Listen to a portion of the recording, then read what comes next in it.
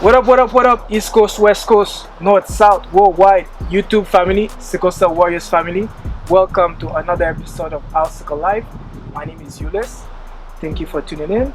Today I have a special guest with me, Bev. I want you guys to give a warm applause to Bev. Bev, what's up? How you doing? Good, how are you? So can you tell our viewers a little bit about yourself, what Sure. you do, and your relationship with sickle cell? Yes.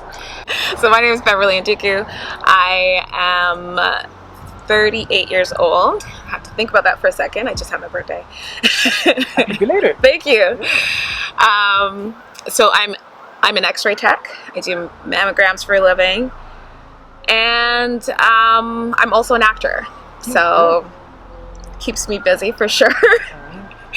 And my relationship with sickle cell is that I myself have sickle cell, and my little sister had sickle cell as well, and she passed away from complications of it. Oh, really?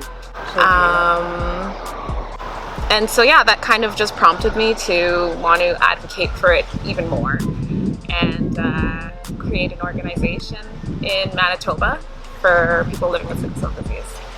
What type of sickle cell do you have? I have SS. SS? Yeah. And how old were you when you were diagnosed? You know? 2. 2? Yeah. Yes. Yeah. On my deathbed. Wow. Why would you say that? Because no one knew what was going on. My dad knew a doctor from Nigeria so at the time, I'm from Winnipeg. I was born in Brandon, Manitoba, which is a smaller town outside of Winnipeg. So when I had my first crisis, no one in the hospital knew what was going on. My dad's the one who describes it as being on my deathbed. I was just in so much pain. No one knew what to do, and they essentially prepared him, saying, like, we don't think she's going to make it. And you were in the hospital at that time? I was in hospital, yeah. So my dad had gotten in contact with a pediatric hematologist who was from Nigeria and in Manitoba, and he's like, I know what's going on. If you can get her here, like, I think we can find a treatment for it. I'm pretty sure she has sickle cell. And so my dad essentially discharged me against medical advice, and thankfully it took me to Winnipeg because they wouldn't provide an ambulance for me to go. So he took matters into his own hands, took me to Winnipeg. And how far is Brandon to Winnipeg? It's a 2-hour drive. 2 hours drive? Yeah, 2.5 hour drive. Okay. And yeah, so the doctor there knew exactly what was going on. I think in the emergency or in the operation room within about like 2 or 3 hours of getting there. He set everything up for me, and he became my pediatric physician after that. Yeah. So. And when you said you were in the operating room, what did they do? The splenic sequestration? No, it was. So here's a funny thing, because I had always said that I had that it was a blood clot. I was told it was a blood clot in my left hand and my right foot. Okay. Looking at my files, it said osteomyelitis. Oh, okay. So. So it's infection of the blood. Yeah. Okay. Yeah. So when you went to, well, you would not know because you were 2 years old at the time. But in long story short, the doctor knew what sickle cell was, knew what to do, give you the appropriate treatment, and then you recovered. Yes. So growing up with sickle cell, how was that for you? Did you had a lot of crisis? Like, do you had delayed growth? Did you had difficulty making friends? How difficult was it, going to school? Like, how was growing up for you? Yeah, it was interesting. Growing up, I had quite a few crises. I was in the hospital pretty often. From what I can remember, like when I was a kid, I just remember being in grade 2. I was in a new school and everything, and I had my first crisis, or like my first crisis in that new school type of thing.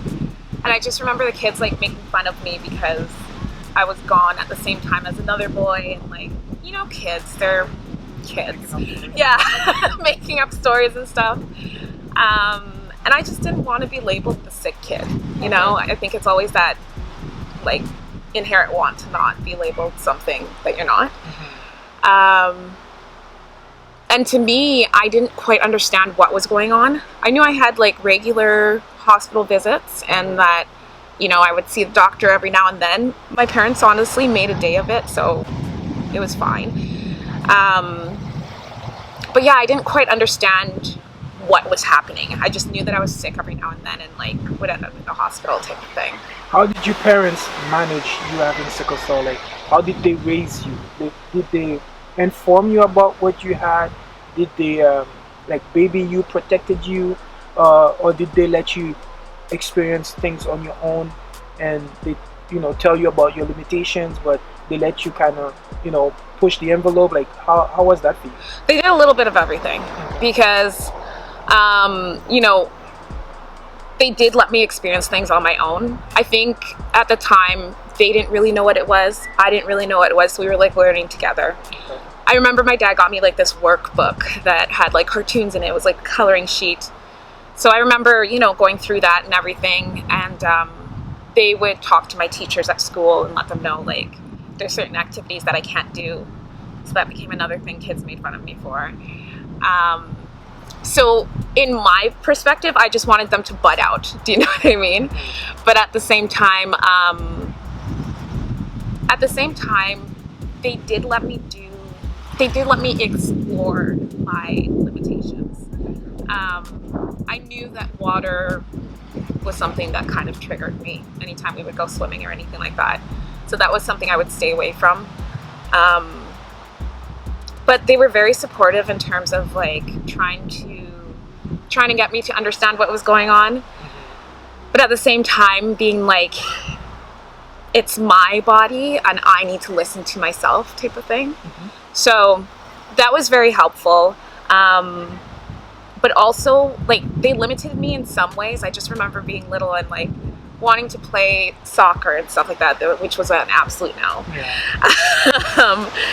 But then, as I got older, as I got to know my body more, I feel like they trusted me more and let me do certain things. Like I did end up doing cheerleading. I was on the track team and just things like that. And like, I was able to advocate for myself in terms of being like, I can or can't do this. So I think that was pretty much how they handled it. Yeah. So let's transition as an adult. How's that been for you? Like going to adulthood from having, a good doctor, like the doctor that you described that took care of you when you were, a child, pediatric. Now you transferred to adulthood. How was that for you? How was that transition period? It was rough. It was a little rough. And honestly, it's still rough. Like, so, okay, my regular doctor visits, the fact that they were going to be in a different location kind of bothered me a little bit because I had gotten used to that routine. And then also just in terms of like, it's almost like I'm going to like compare it to moving from high school to college. Okay. Do you know what I mean? Where it's just like, the reins are off. It's up to you now type of thing. But not even it's up to you. It's just everything that comes with it in terms of like everything is your responsibility. Everything is your responsibility, and that includes advocating for yourself. Mm-hmm. And that's like the part where I was kind of like, yeah. So yeah, I found that very interesting. And then so also in advocating for yourself and in taking things on yourself, it's like navigating the system as well.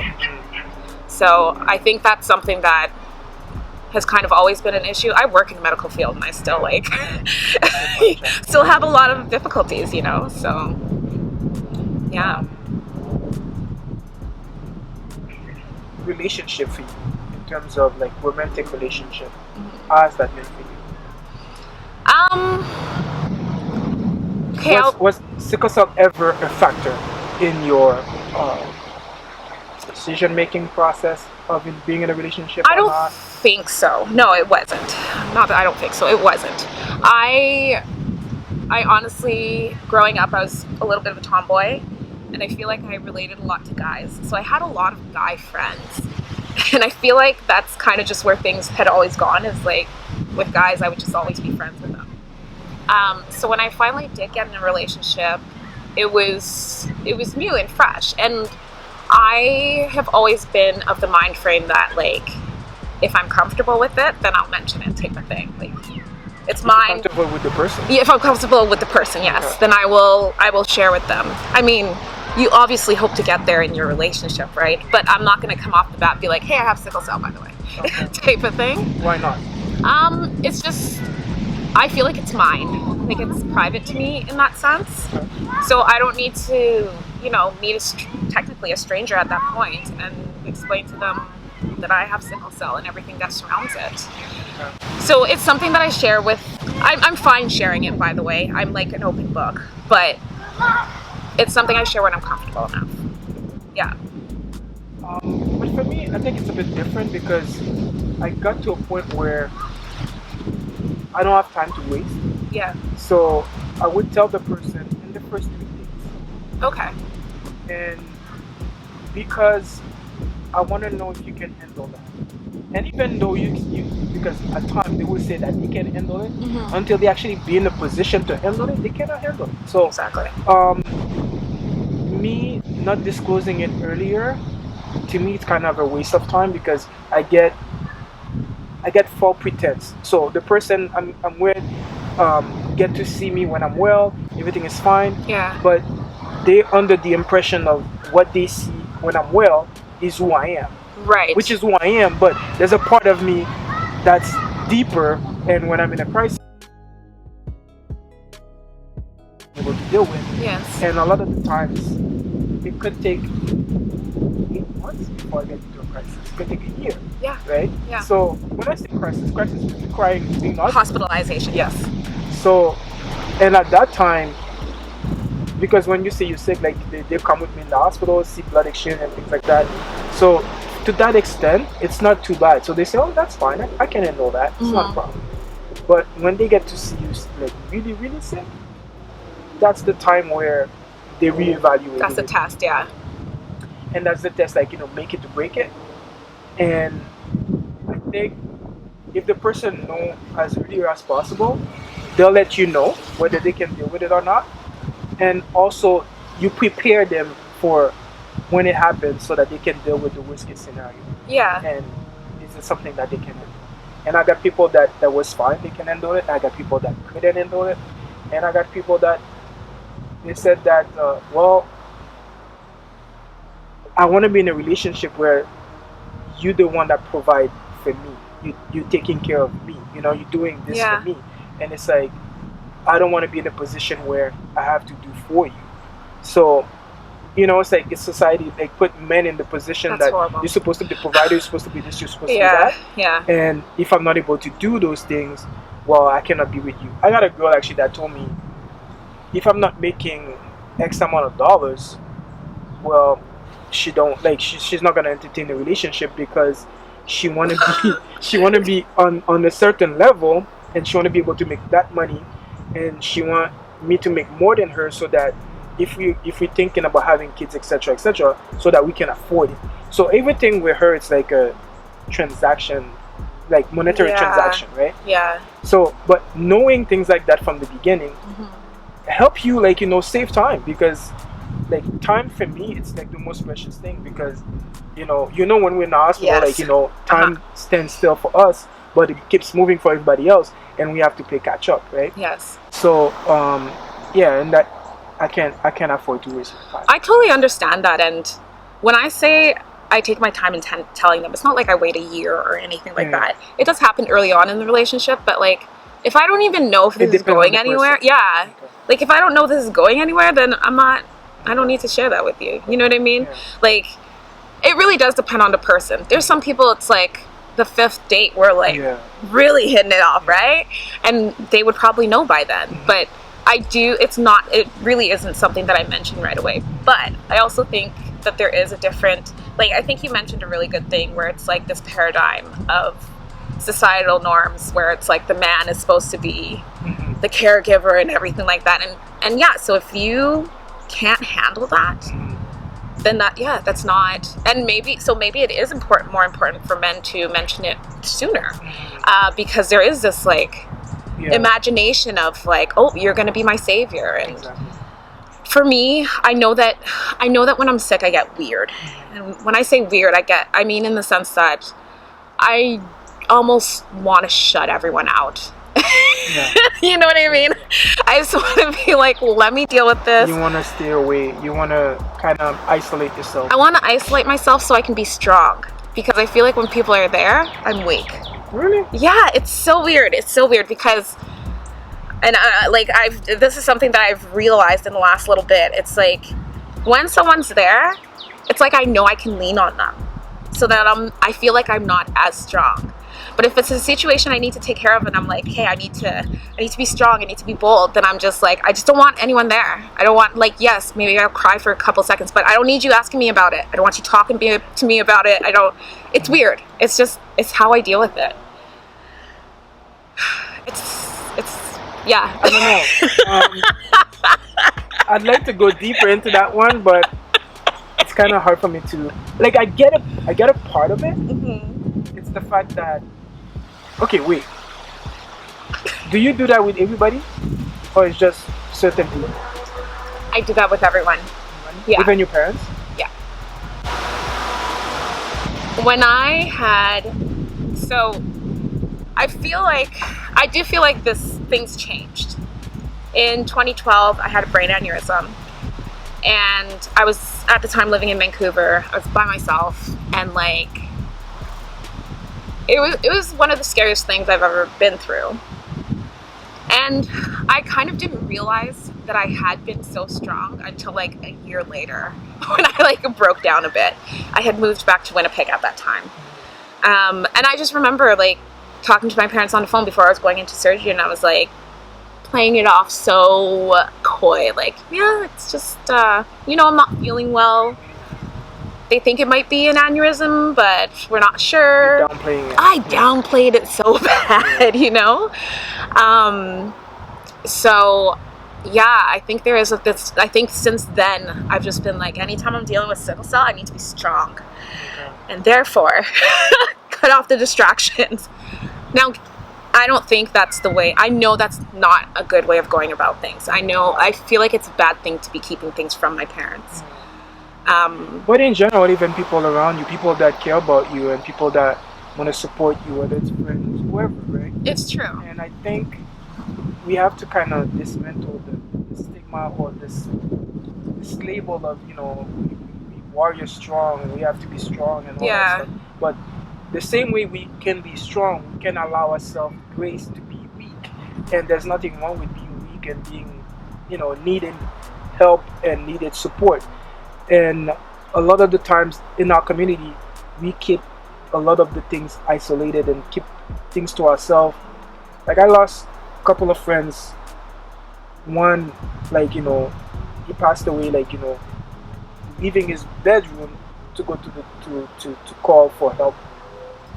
And long story short, it's like, if he had disclosed to his hand, because he was living with his hand, if he has disclosed to his hand that he wasn't well, to the level that he knows that he wasn't well, she would have been there. She would not have left him alone. Right. That's the first one. Another one is like, it's not well, he knows it's not well, but he kept pushing, going to the hospital, and not disclosing to everybody else that he's not well. And he knows he's not well, but he's pushing it. But I need your help, I need your support. If you see, let's say tomorrow I still don't go to the hospital, can you encourage me to go? Can you can you come get me and bring me? Like, there's certain dialogue that we should have with people that are close to us. To avoid, sometimes there's a lot of things that we could avoid if we were to address it, head on. But I understand the isolation piece, and it's like a part where you need the time to recover. Where you need to be able to sleep without interruption. You need to be able to sleep without people coming to check on you. Are you still sleeping? What's wrong? The concern part on an override level. Like, I don't know what terminology to use, but it's like to the extreme. Right? Yes. So I want somebody to care. I want somebody to check up on me and all that, but not to the extreme. Like, you're coming every 10 minutes, like, are you okay? Like, for sure. So it's like you want some balance, right? And trust me, I I tell my friends after the fact, and I always, get a lecture, which understandably, because if you told me the same thing I'm telling you right now, I'd be like, what are you thinking? Why wouldn't you call me? Like, of all people, call me. You know what I mean? So I'm well aware that this is not at all healthy. I do think it's an issue that I'm just working out right now. But you're not the only one. So the reason I'm kind of hitting on you is because I want to use that conversation to educate other people so that they know that we need to change that mindset. It's true. We need to be able to rely on people and not be afraid to ask for help, number one. Number two, not be afraid to receive the help. And when the help comes, just take it. Right? And also, like, knowing, like, as an example, like, I have sickle cell. Like, I understand a lot of, like, there's a lot of things that you don't need to tell me just one time. And, I'll get it. Yes. And there's a lot of things that we can rely on somebody that actually have the live experience so that they can support you on the right level, to the right way, and also the way you would like to be supported. Everybody want to be supported differently, so it's just being able to voice those, what works for you. Some, like, as an example, I had a friend of mine, when he's in the hospital, he doesn't want to have visitors. I don't care. I still go see him. But that's the way he kind of cope. He don't want to have visitors. But like the close group of his friends, we don't care about that. As long as we know he's in the hospital, we're gonna go and see him all the time. Yeah. So at the end of the day, he realized that it's better to have people with you than you being alone. Yes. Because there's a lot of things that you would not have to go through when you're by yourself. Sorry, when you're with people. If there's people with you, there's a lot of things you won't go through. But if you're alone, you're gonna go through a lot of BS because for whatever reason, healthcare professionals, if you by yourself all the time, it's almost like, I don't know if it's subconscious, but they take advantage of the fact that you're alone. If there's people around you, they're always on the P's and Q's and make sure, like, they're taking care of you the right way. Yes, I know what you're saying. So having somebody with you at all times, to the most of the most of the ability that you can, it's beneficial for us because it prevents us from doing a lot of things. Yeah. Like, as an example, another friend passed away recently, and she was in the hospital asking for pain meds, and a crew of nurses were at the nursing station having, kicking it, joking and taking their time, whatever. They literally disregard this woman. She ended up dying. But if somebody was with her when she was going through that, there's no way they would be in the nursing station, chilling, having fun, and kicking it and disregarding her. Your friend will go advocate for you. Can you bring me my friend, his pain meds? Can you do this? And then something is wrong, you call patient advocate. You do, like, people around you would see something is wrong and they will react before you even react, because sometimes you don't have the energy to fight, right? Sometimes you don't have the capacity to do that. So having people around you that can help you do that, it's very helpful. It's I don't know, and priceless. and I'm so aware of it too, because even like when I'm around my sister, we very much advocate for each other, and like I'm maybe the one person she would actually call. She's the one person I would call. But I'm in Toronto now. You know what I mean? So it's like, I think too, for me, it's finding that group as well. And I also kind of just want to know what's happening ahead of I'm not justifying what I'm doing, because there's no justification for it. But I feel like I almost want to find out what's happening first so I can tell. Like, so for me, what's happening with your care? Yes. Okay. Like, what's happening with me? Like, what's going on? Am I going to be in a hospital for a couple days because I have a pain crisis, or is it because, like, did something happen with the aneurysms? Did something happen with, you know what I mean? Like, part of me wants to know that ahead of time, so I'm like, oh, okay, so this is what's happening, so I can tell people. But it's like, it's really just control for me. Does it help you process so that you know how to deal? How long it's going to take? Yeah. Maybe? Yeah. It's a little bit of all of that. Again, I'm not, like, I don't think it's a good thing at all. I just think it's something that I'm like, I don't know, I guess just kind of trying to figure out how to get through. right now. Well, Yeah. before we conclude, one thing I wanted to ask quickly, it's about your organization. What brought you to start the organization, number one? And number two, if somebody want to reach you, how they can reach you? And lastly would be a call to action. What would be your call to action to the folks watching us today? Okay, so I started my organization because literally since being a child, I always wanted to relate to people who had the same condition as me. Like, I really started liking vampires when I was little. And this was before the whole Twilight craze, like, because I was like, I know I need blood to live, and they need blood to live. So I'm kind of like a vampire. But anyways, yeah, so I just wanted to create community. And I know that, it's so funny what I'm about to say, but I know this disease can be very isolating, which is why I want to create a community.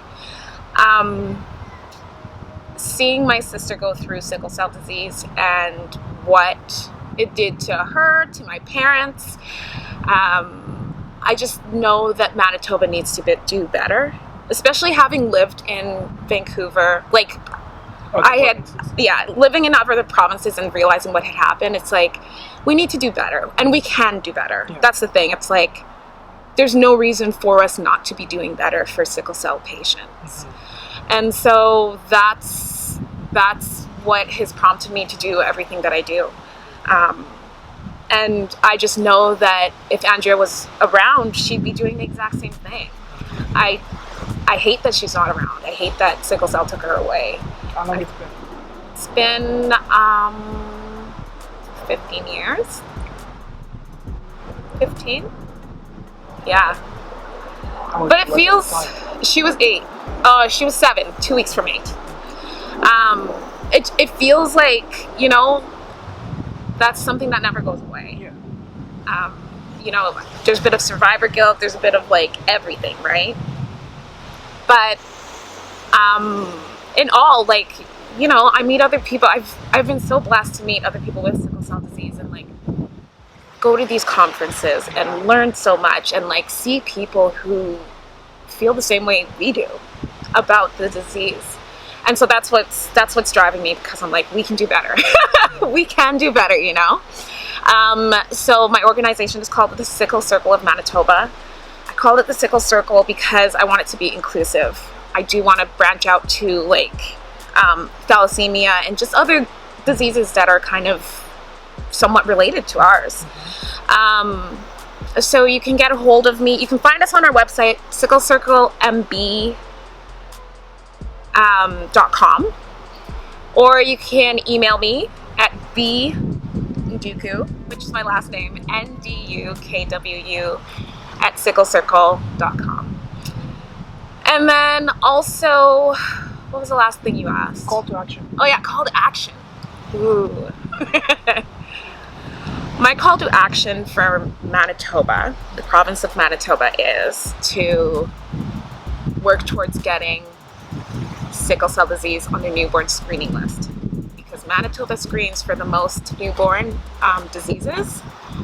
And even though in 2016 there was an article of like diseases that should go out, sickle cell was on it, still not in Manitoba. So my call to action for the province of Manitoba is to get sickle cell disease on the newborn screening list. And I just think that will increase awareness. And then my call to action for Toronto, since I'm here, is to open up care for people living with sickle cell disease. And by that I mean having more available options for people. So yeah, I know that Toronto can do better in that sense. Yeah. Okay. So have better access to care for people living with sickle cell disease in Toronto and Ontario in general. All right. Yeah. Well, Bev, it was a pleasure talking to you. You too. I really appreciate that. Looking forward to speak to you some more, having you back in the channel for the next episode. Pretty soon. Yeah. Hopefully, September Sickle Cell Awareness Month. Yes. Hopefully, I'll be able to see you then. There's a conference coming up in Montreal. I know. So I hope you can make it. I can't, because that's when we're doing our walk. Oh, okay. Yes. So. All right. Well, September Sickle Cell Awareness Month. Yeah, Sickle Cell So there's a lot of things going on. So you're doing your walk. You can plug it in. Okay. Let them know where they can find the information about the walk. All right. And if they want to donate to your organization, how they can reach out. I'll put in the description below. Awesome. So it's Andrea's Angel Walk happening in Manitoba and virtually. So really on September 9th, if you can complete a 5K, however you want, whether it's walking, running, biking, whatever, swimming, complete 5K in memory of Andrea, who is my little sister who passed away from complications of sickle cell disease. And post a picture online. Post it online. Tag us. You'll be entered into a contest to win a $50 gift card. And to find out more information about Andrea's Angel Walk, you can head over to the website www.sicklecirclemanitoba.com. All right. And we'll put the description below. All right. Awesome. Thank you, guys. Thank you for tuning in. Thank you for watching us. And we'll see you in the next episode. Peace. Thank you, Lise.